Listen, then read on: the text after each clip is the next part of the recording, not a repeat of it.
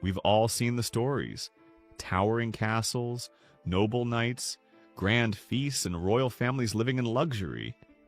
It's a setting that feels straight out of a fantasy novel or a historical drama. But peel back the curtain, and the truth is far less romantic. Living in a medieval castle wasn't about elegance or comfort. It was about survival. Behind those thick stone walls were cold nights, brutal work, poor hygiene, and constant fear of war, betrayal, and disease.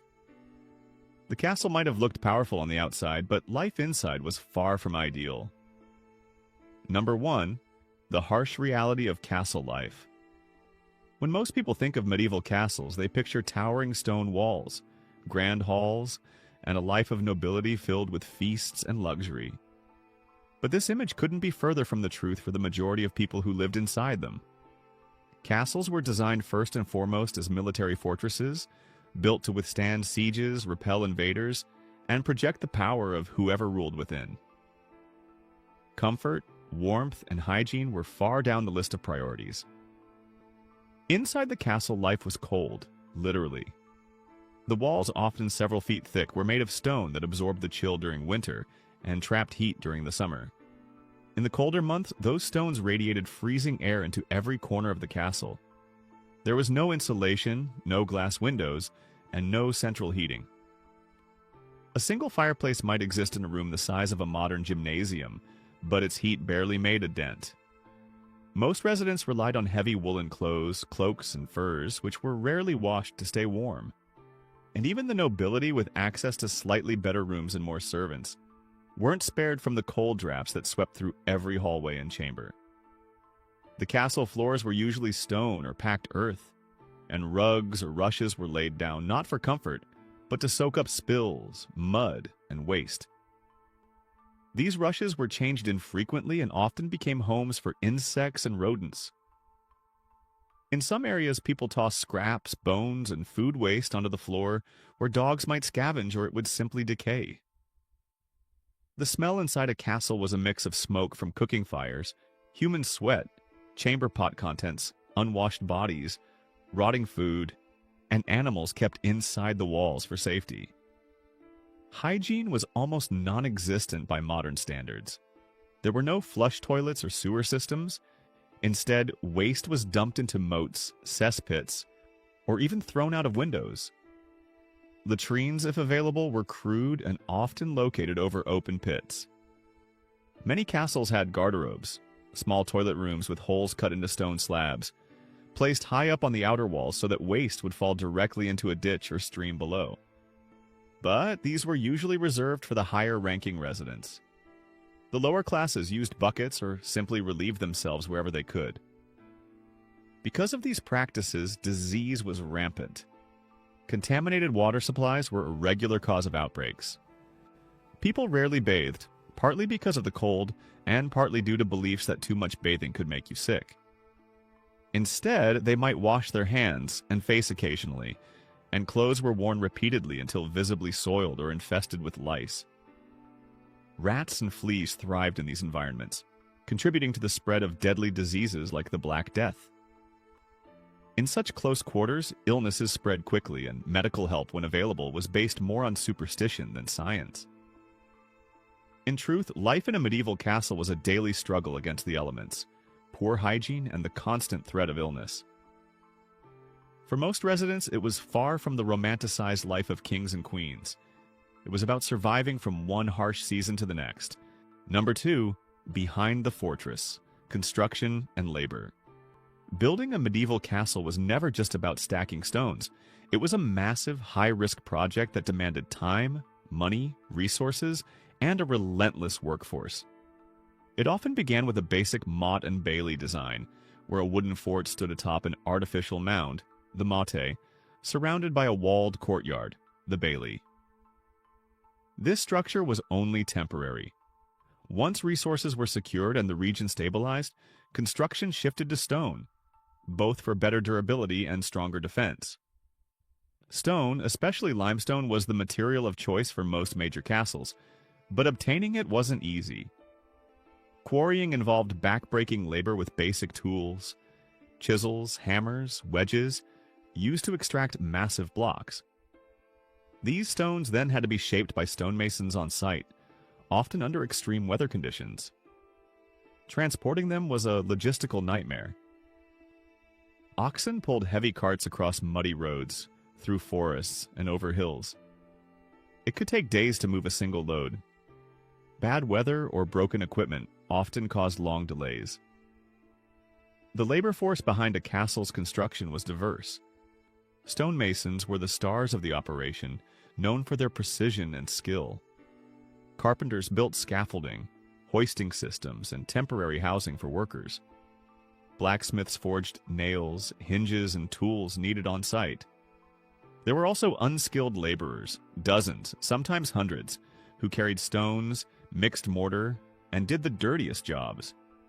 These workers usually lived in makeshift wooden huts near the construction site, often in harsh and unsanitary conditions. Injuries were common, and fatalities weren't rare. A castle like Rochester Castle in England stands as a prime example of this effort. Built to resist Norman attacks, it had 4-meter-thick walls and a central keep designed to withstand siege engines. That level of defensive power came with a high price in human effort. Construction would go on for years, sometimes even outlasting the original patron who ordered it. And finishing the outer walls wasn't the end of the work. Castles required constant maintenance. Roofs leaked, walls eroded, and wooden structures decayed. Permanent staff were kept on site for repairs.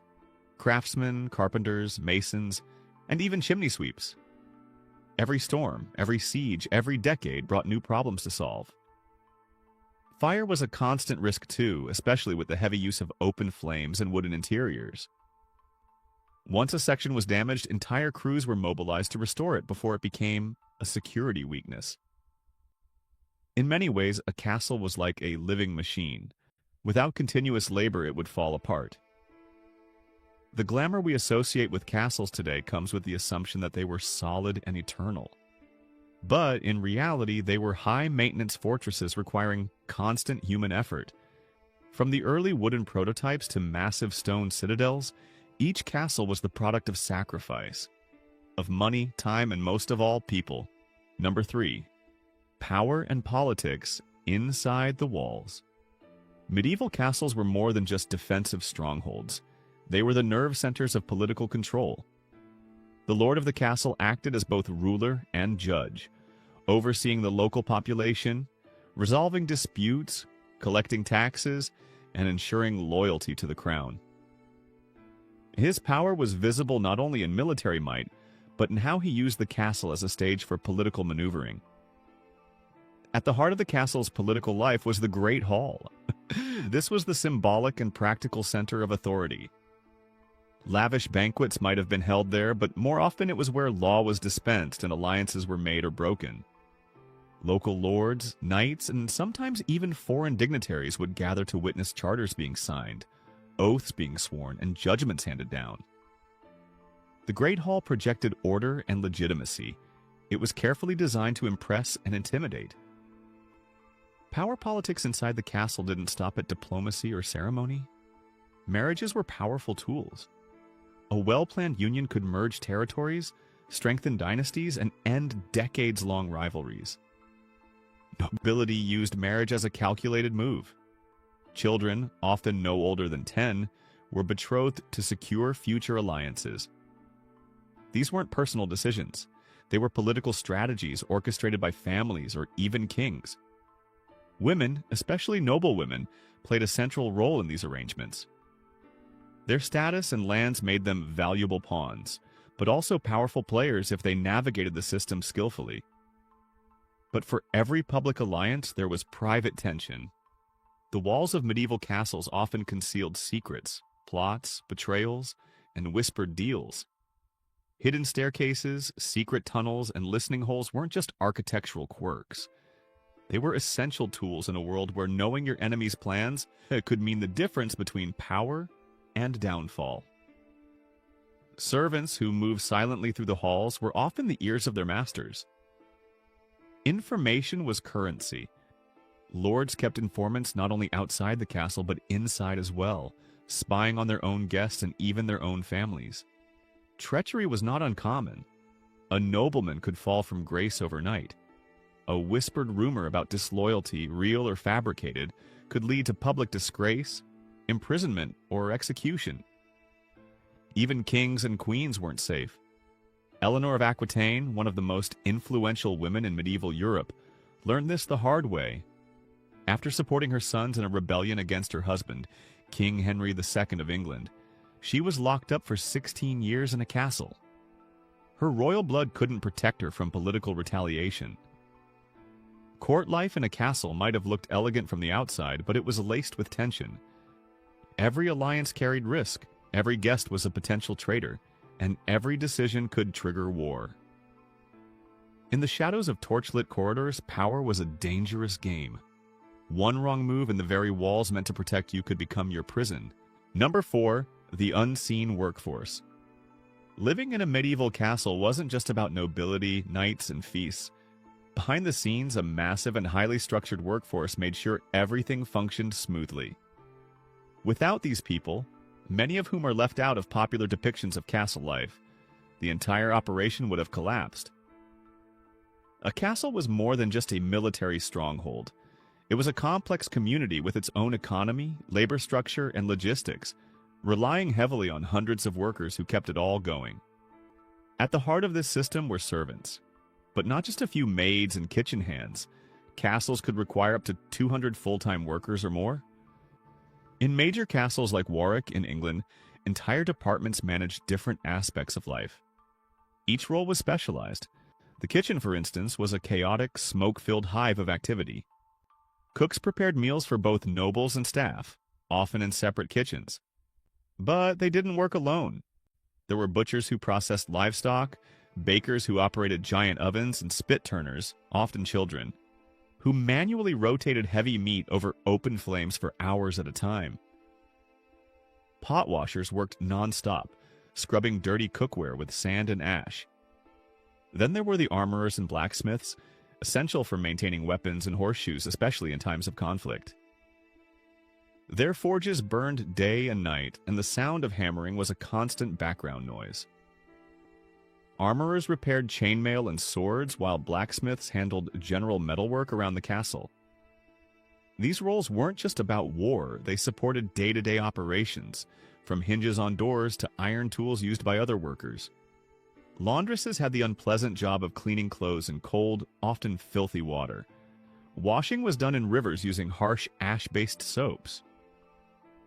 Clothes weren't washed often, but when they were, it was a physically demanding job. Dyers also played a role, especially in noble households where brightly colored garments were a symbol of wealth. They used natural pigments from plants, minerals, or even insects to dye fabric. One of the most unpleasant but vital jobs belonged to the gong farmers. These workers were responsible for cleaning the castle's latrines and cesspits. With no modern plumbing, waste had to be manually removed.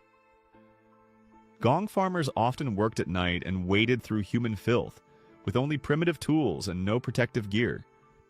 The job was so foul that these workers were often forced to live outside the castle walls. Even water had to be managed. Since drinking water was often contaminated, beer brewing became essential. Brewers made low-alcohol ale daily, not for enjoyment, but for basic hydration. Scribes, meanwhile, handled communication and record-keeping. They tracked supplies, taxes, military orders, and legal documents. Without them, the Lord wouldn't have been able to manage his domain. During large events like feasts or military mobilization, the demand for labor surged. Temporary workers from nearby villages were brought in to handle extra tasks, from hauling food and firewood to preparing banquet halls or supporting soldiers. The unseen workforce was the engine of medieval castle life. Tired, overlooked, and irreplaceable. Without them, the grandeur and power of the noble class would have been impossible to sustain. Number 5. War and siege. Medieval castles were not just homes for the elite. They were fortified military structures specifically built to endure attacks. From thick stone walls to high towers, everything in a castle's design focused on defense. But that didn't mean life inside was safe, especially during a siege. Siege warfare in the Middle Ages was a brutal and calculated form of combat. Castles were built to resist attack, but besieging armies came prepared with their own terrifying tools. Trebuchets hurled massive stones at the walls, trying to break them down over time. Battering rams pounded against gates, while sappers, skilled tunnelers, dug beneath foundations to cause collapses. At Rochester Castle in 1215, King John's forces famously dug a tunnel under the corner tower and used pig fat to ignite it. The resulting fire weakened the supports, causing part of the structure to collapse and leading to the castle's fall. Life inside a besieged castle quickly turned grim. One of the first problems was food. Most castles stored grain, salted meat, and dried legumes in anticipation of a siege, but these supplies were limited. If the siege dragged on for weeks or months, starvation set in. There are documented cases of people eating rats, horses, and even shoe leather to survive. Drinking water also became an issue, especially if wells were poisoned, or access to clean water was cut off by attackers. As food disappeared, morale declined. The crowded and stressful conditions inside the walls allowed disease to spread fast. Dysentery, typhoid, and other illnesses were common in such environments. Medical care was primitive, and the wounded or sick were rarely isolated. Without proper sanitation or medicine, a small outbreak could turn deadly. Castles had many defensive features: moats to prevent tunneling, murder holes above gates to pour boiling oil or drop rocks on invaders, arrow slits for archers, and drawbridges to control access. These features helped slow attackers and inflict casualties. But they weren't perfect.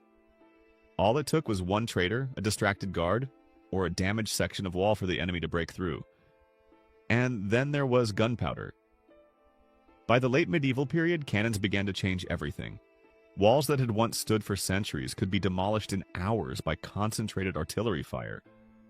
The age of the impregnable castle started to fade. Still, castles remained critical in medieval strategy. Controlling a castle meant controlling the surrounding land. It served as a political symbol, a military base, and a center of administration. Losing a castle often meant losing an entire region. During war, the castle wasn't a place of safety, it was a target. Inside, people lived in fear, knowing that any day the walls might fall or someone might open a gate from the inside. Siege wasn't just a battle tactic, it was psychological warfare, and castles, for all their strength, could only hold out for so long. Number 6. Daily life and class divide. Life in a medieval castle was strictly hierarchical, and daily existence varied drastically depending on your social class. At the top were the lords and ladies, landowners with power, influence, and wealth. But even their lives weren't filled with constant luxury. Below them were knights, stewards, and officials, followed by a massive workforce of servants, artisans, and laborers who kept the castle functioning. This divide affected every part of life, from what you ate and wore to how long you lived. For the nobility, daily routines included meetings with advisors, overseeing estate affairs and maintaining political alliances. Lords were responsible for justice and security within their domains. Their homes might have had tapestries, carved furniture, and decorative clothing, but comfort was relative. Cold stone rooms, dim lighting, and poor sanitation were universal. While nobles had better food and slightly more privacy, they still shared their space with many others, including attendants who dressed them and stayed close at all times. Noble children didn't enjoy carefree childhoods. Boys were sent away at a young age to serve as pages and later as squires, learning Latin, horsemanship, weapon training, and chivalric values. Girls were trained in household management, sewing, music, and the expectations of courtly behavior. Their futures were planned early. Daughters were married off to seal political alliances, often with men they barely knew or were much older than them. Emotional well-being was secondary to strategic advantage.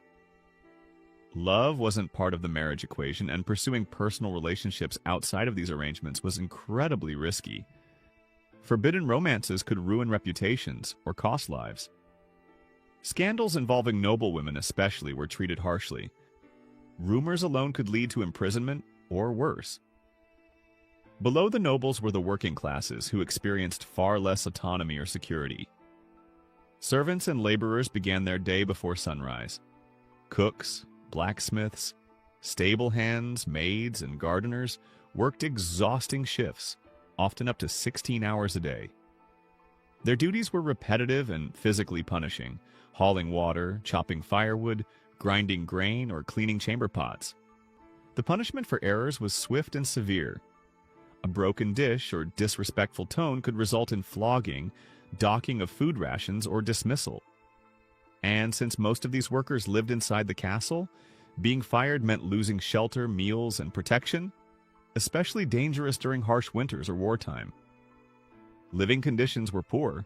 Parasites like lice and fleas were everywhere, even in noble chambers. Soap was basic and scarce, and most people bathed infrequently. Clothes were rarely washed. Diseases like dysentery and typhoid spread easily. Medical treatment was rudimentary, based on outdated theories involving the balance of bodily humors. Remedies often included bloodletting, applying leeches, or using strange herbal mixtures. Surgery, when attempted, was agonizing and usually deadly due to the lack of antiseptics or anesthesia. Ultimately, a medieval castle wasn't just a fortress or home. It was a microcosm of medieval society, where your daily life was shaped almost entirely by your status. For the majority, it was a place of endless labor, strict rules, and limited prospects. Even those at the top lived under pressure, their status fragile and constantly threatened by political intrigue or scandal. Number 7. Secrets, spies, and shadows. Medieval castles were not just stone fortresses built to keep enemies out. They were intricate mazes filled with secrets, deception, and constant surveillance. Behind their heavy gates and towering walls lay an entire ecosystem of power, control, and subtle manipulation. Every corridor, chamber, and passage could be more than it seemed. Nobles didn't just fear armies outside the walls, they feared betrayal from within. Hidden rooms and secret tunnels were common in larger castles, designed for both strategic advantage and personal security. Some tunnels led to nearby forests or rivers, providing a route of escape during sieges. Others were used to move messages, supplies, or people in and out without being noticed. Edinburgh Castle in Scotland, for example, is believed to have an underground network built specifically for this purpose. These passageways were often narrow, dark, and damp. Hardly a comfortable path, but in a time of war or treachery, they could mean survival. Castles also had spying holes, small, concealed openings within the walls or behind tapestries that allowed lords and guards to observe conversations unnoticed. These weren't just for catching enemies. They were used to keep an eye on servants, family members, and guests. Espionage was a daily part of life. Nobles frequently hired informants to spy on rivals or even their own household. A well-placed servant could feed valuable information to political enemies or reveal plots before they unfolded. The atmosphere at night only added to the sense of paranoia. With no electricity, castles were lit by flickering torches and candles. These lights cast long, distorted shadows, turning the stone walls into eerie landscapes. Guards moved along the battlements, eyes scanning the dark for any sign of intruders. Inside, silence was rare. Whispers echoed, boots clacked on stone, and the occasional creak of a wooden door could send a chill down anyone's spine. But it wasn't just about fear. The nighttime hours were also when many things happened that couldn't risk daylight. Forbidden meetings between lovers, secret deals between allies, or the quiet treatment of a noble's illness by a castle healer. These all took place under cover of darkness.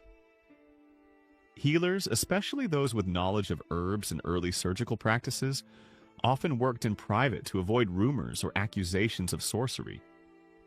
Fire, always a concern, was a constant companion in the night. Wooden stairs, straw-filled bedding, and open flames made the risk of disaster very real.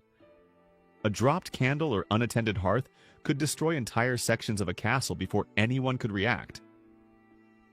Beneath the pomp and ceremony, castles were built on a foundation of tension and uncertainty. Control was maintained through secrecy, and trust was a rare commodity.